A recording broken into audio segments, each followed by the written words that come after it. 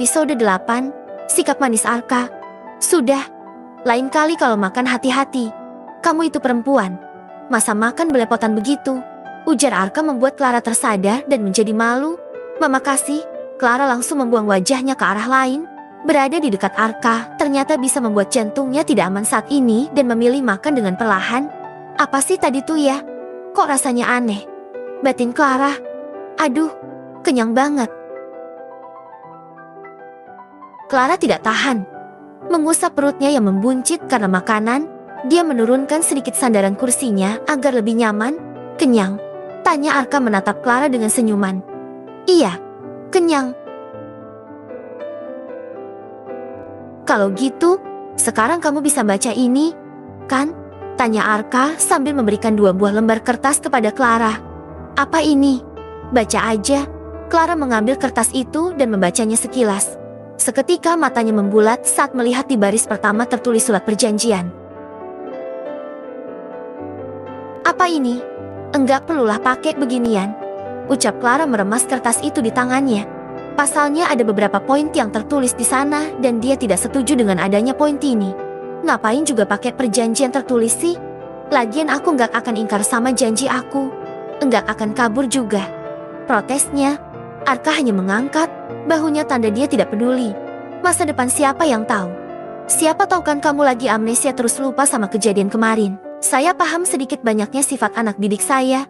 Jadi saya cuma jaga-jaga aja, ucap Arka dan menyodorkan pulpen untuk Clara membubuhkan tanda tangan di kertas bermaterai itu.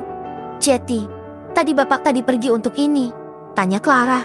Yups, tanda tangan kalau nggak mau berita tentang kamu tersebar di grup kampus.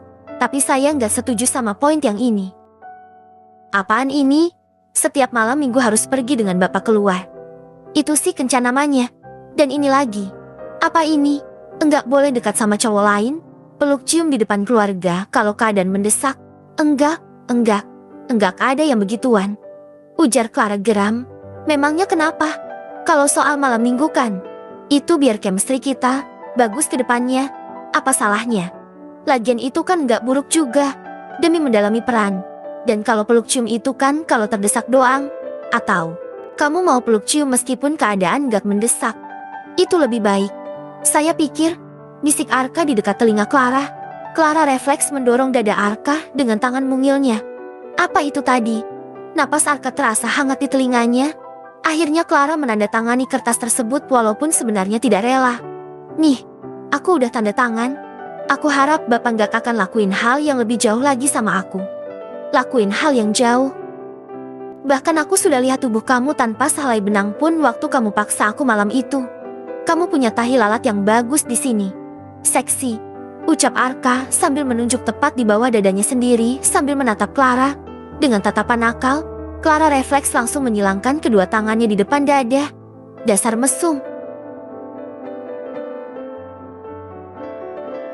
Hahaha, oh, iya, ini buat kamu, ucap Devon memberikan bungkusan plastik untuk Clara. Apa ini?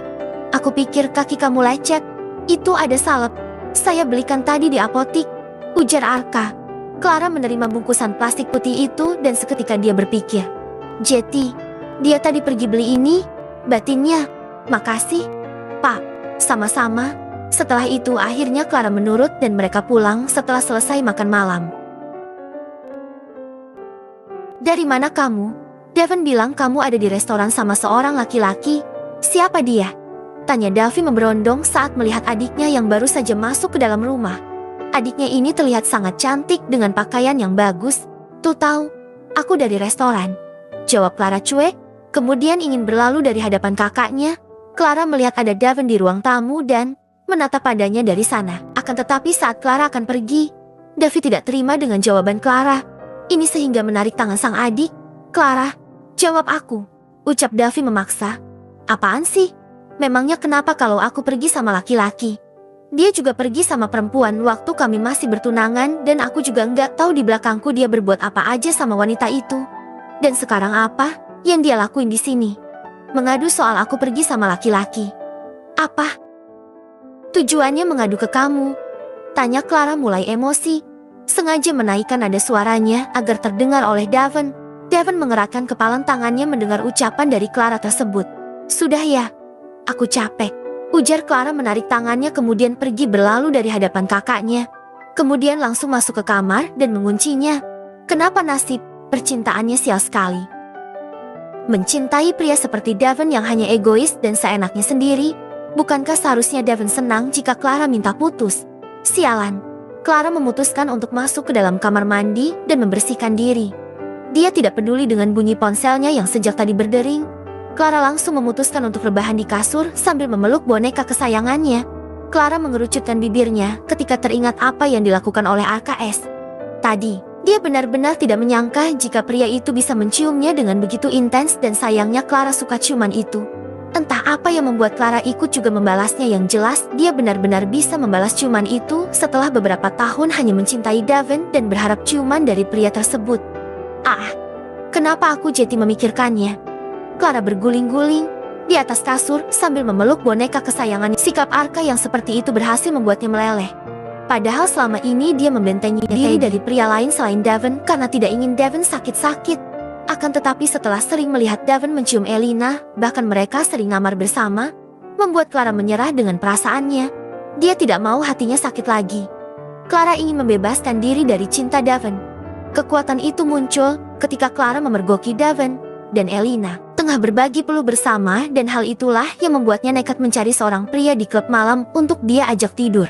Namun, kenapa Devon malah terlihat tidak rela jika dia jalan bersama laki-laki lain? Apakah ada misi terselubung di balik sikap Devon? Gumam Clara. Clara tidak peduli. Yang jelas dia sudah harus bertindak tegas dengan hubungan itu.